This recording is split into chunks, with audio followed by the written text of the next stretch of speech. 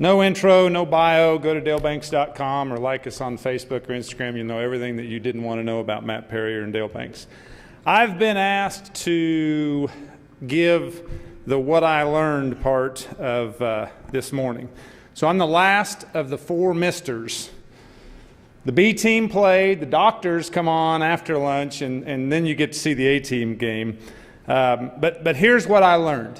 A bunch of bull. Mr. Close is bullish North American and U.S. beef on the global international market, right? There's bull number one. Mr. Johnson is the longhorn bull. Remember the 2 points, a lot of bull in between. And Mr. Gardner is the Angus bull who has never seen a natural cow service. Really, I learned everything.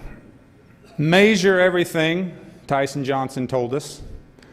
Analyze everything, Mr. Close.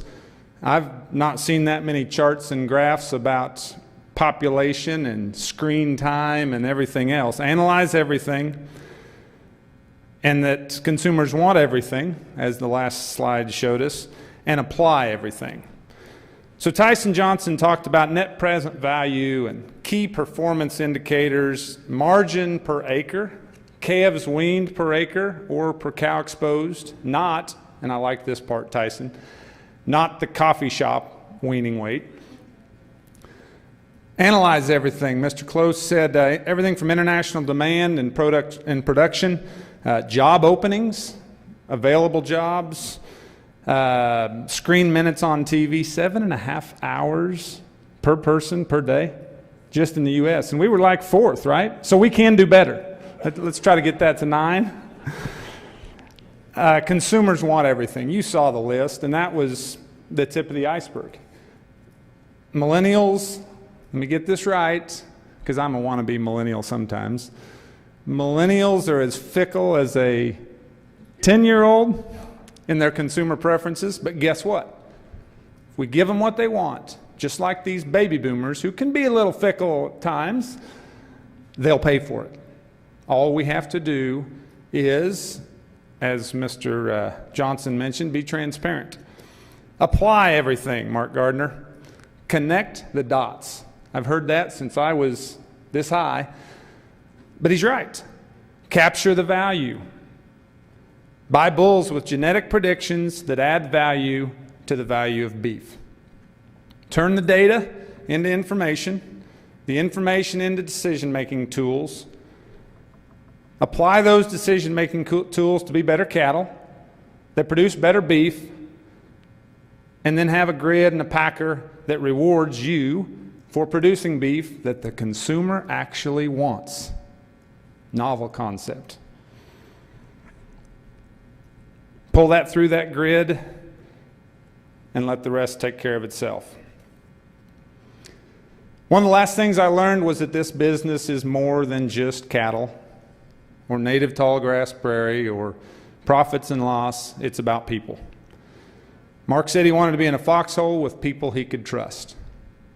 Whether that's family, whether that's neighbors, whether that's associates in a business or an association or university or wherever that may be, but there's a lot to be said. Surround yourself with good people that challenge you, that make you a better person, and that you can trust. Tyson said transparency has value. He was talking about profit and loss and business transparency and letting all employees see those numbers and let them make those decisions. I agree. But I also think that we as an industry can take that transparency and open ourselves up, not hide behind a lack of an ID program or what goes on at the farm or ranch or feed yard, but be transparent. And in any tour that you take in Ashland, Kansas, you'll hear this. Ask any question. There's none of them that are off limits. Our consumers want transparency. They want a story with that stake, and we've got to give it to them. Mr. Close said we need to feed 9 point some odd billion people by 2025 or 30. That's a lot of people. It is a people business. They are hungry for protein, and they're getting hungrier and they're getting more affluent. That's going to be, again, bullish for beef. One of the last things I heard, and this is a little philosophical, I get that way, as Vern and some neighbors can tell, not less than a dozen times, and it may have been 20, I didn't start tallying them, but our speakers referenced dad. Honor thy father and mother. Family.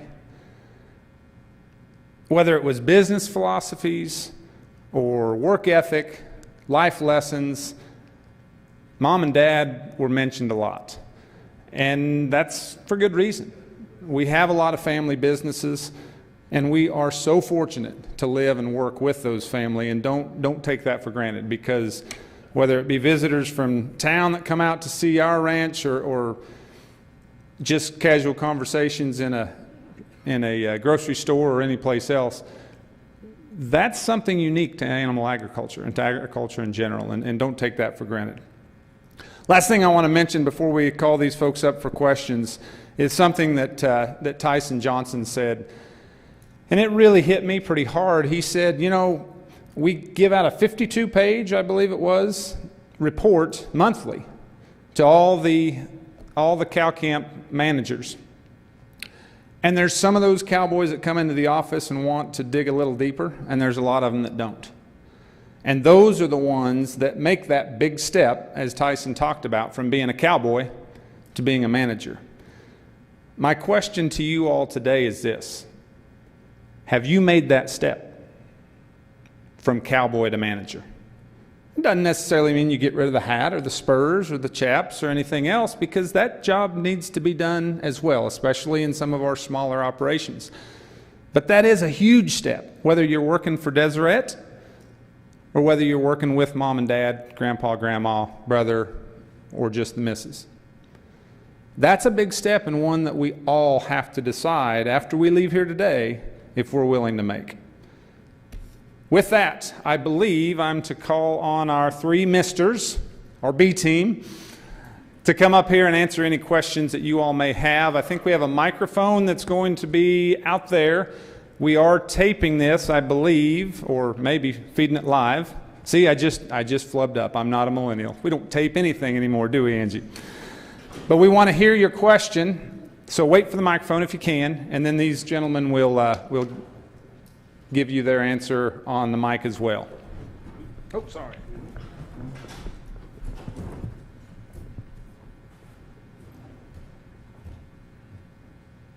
All right, who's first? Wow. I'll bet you'll have more questions for the doctors. There we go. This is for Mr. Close. Okay, hold on. There we go.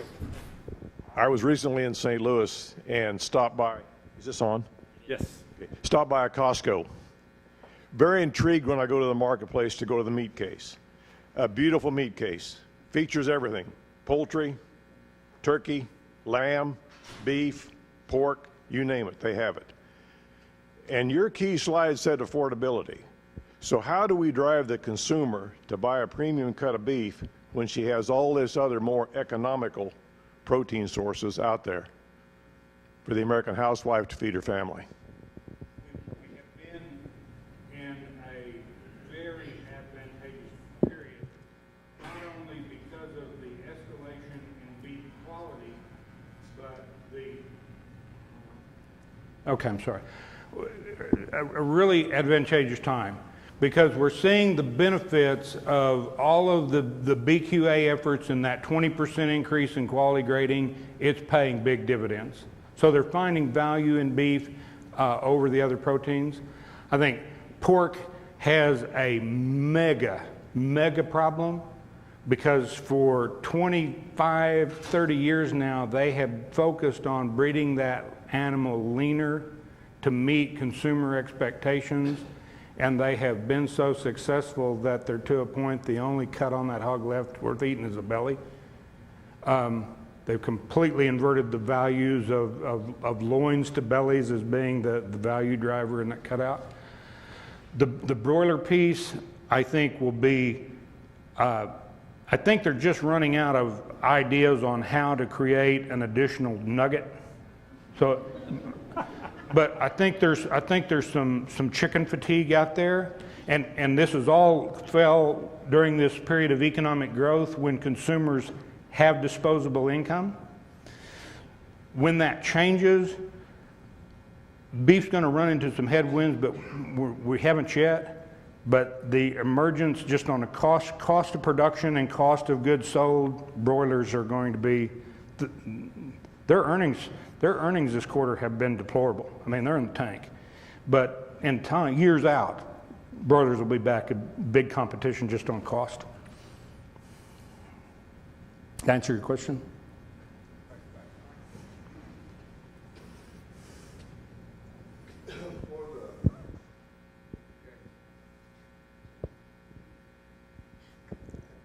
I think we've seen a hell of a good show from the B team. I hope the A team don't let us down.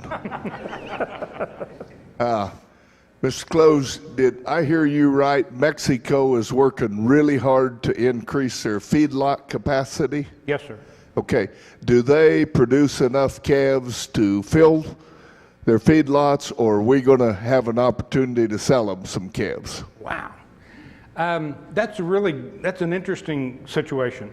You got several dynamics going on. You got the 5 border states that have traditionally been exporters of feeder cattle to the U.S., and those guys are advocating stay the same because they're good traders and they got resources to the cattle coming to the states. About halfway across Mexico, we have what we call the TB line, and the cattle north of the line are classified as TB free and can come in. The cattle south of the line can come in, but got to be handled differently. But what we're seeing is a leapfrog effect is the northern Mexico cattle north of the TB line are still largely coming to the States. Not quite as many, but they're still coming. So the Mexican cattle feeders are buying cattle they're going all the way to Guatemala, buying feeding cattle and or buying cattle and bringing them up to those feed yards across northern Mexico. So you've got kind of a leapfrog thing going on that we'll continue to see the share of cattle coming to the States, but they're going really, really deep into Mexico to get enough numbers. Are we going to have a chance for guys like 2 cow guys up there to send some calves down there? Are they going to get that big, Mexico? We very well could, and I can tell you from working with the packers, you know, they at times, now the strength of the dollar, it's prohibitive today, but during that period of really short cattle supplies, they were really trying to get the South Texas cattle feeders to sell them cattle on a grid and cattle that would go to Durango and Monterey.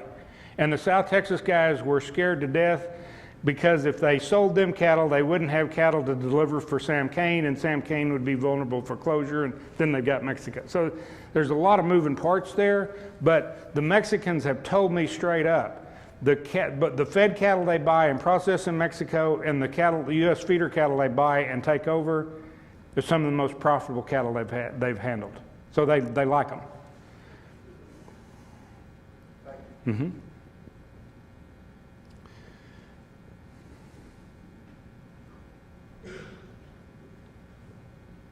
So Mark or Tyson, you guys have spent your life working on producing quality product for the consumers, what they want. There's talk in the industry about we need to change our yield grade, the index, so that the yield grade benefits producers. Or do you have any thoughts on what we need to do in terms of yield grade and those kinds of changes? And are these grids paying the consumer or paying the producers what their cattle are truly worth? I'd like to go first. You know, I think that's been addressed clear back to when I went to school here and talking about yield grade and if we're truly paying the cattle what they're worth. And when we think back some of the things I was talking about with USPB, I remember saying to Steve Hunt, I said, well, this was in the mid-1990s. I said, well, I can get a grid. And he'd say, well, yeah, but you've got good cattle. Not everybody can get those grids. And so when we think back and we think back to the evolution of the grade changes and everything, what's the best way to make money on cattle since the beginning of time was taking mismanaged cattle and upgrading those to average. So bear with me here, I'll get to the point, I promise. But when we looked at the challenges and the lack of economic signals that came back to produce quality and to produce value, there was no signals. I mean, when Bob Peterson shook his fist at us here at Weber Hall, he said they're all the same. But that's because they were all priced and based on the averages, okay? And this will probably get in the press. The reality today is we don't pay enough for the good ones and we pay too much for the average ones. And if you have the average ones, you don't want to hear that. And I think Don probably said it right. You're just going to find a way to discount those that are the plain Janes, as he said it, probably more. Are we paying them enough for the cattle? You know, I'm bullish, like Matt said. We can always do better, and we can always do more as we build more demand-driven. I don't think certified Angus beef or ever dreamed that they would be able to drive value the way they have. I mean, it used to be the dream was to sell 1 million pounds, and it hadn't been announced yet, but pretty soon we're going to break last year's record where they sold 1,121 million pounds. So that's a lot. That's the high price stuff. And so I think that's an economic signal. To answer your question on yield grade, I think that's always been a struggle. You know, they say that we have an outdated model there with the yield grade, and you know, and I make fun of myself in some classes and stuff about cattle I designed that were yield grade 4 select, and you know, Mark Smart Gardner, they were terrible, okay? But fat's not bad on a cow, so we have that balancing act that we have to work through. Honestly, I went to school here, you know, 79 through 83, and they were talking about that then, that we need to change the yield grade. So I need some of the doctor team to go, dilly, we've got this figured out. And so the best thing I can tell you is I think we'll always tweak that. I'm intrigued by having all these different, you know, grid points to hit for value. But I made fun of the meat guys this morning, the packers. They are meatheads, and they don't like to, they're like all people. They don't want you to move their cheese. And so that slow will come change, and here we are, I guess 35 years later, when I was hearing that we need to change the yield grade and we need to measure muscle different than between the 12th and 13th rib at the ribeye. My honest answer is I don't know, but I think we continue to monitor, and if we can find points of value, not always points of discounts, I think we have an opportunity.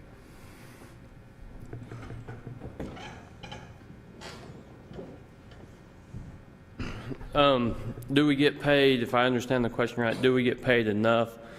And are the premiums going to change? No, we don't get paid enough, and we never will. When you're trying to collect the paycheck, that's always the answer. You know, one point that I'll hit on is, and I haven't heard this being discussed lately, but at the peak of the cattle market, then I know a lot of the economists were talking about, is the price getting too high that we're going to change the consumer buying habits? Are they going to go away from beef and go into pork and poultry? And I don't know, and I haven't watched the trends to know if we've done that at all when the prices were that high, but that's probably a concern at some point. You know, we're always wanting more money, and we need it to drive biz, but I'd say we're on the other end, we definitely want to take care of our consumers, and we want to give them what they want. As far as the company or Sooner Cattle Company, one thing that we track as far as with the yield grade as well as tenderness, and something that we're trying to pursue through genetic selection as well. So I don't know if that covers the answer, but I think there's some pros and cons on both sides.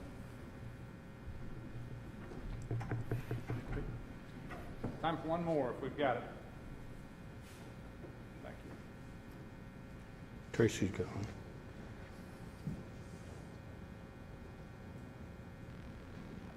Jake Renner, Kingman County Extension.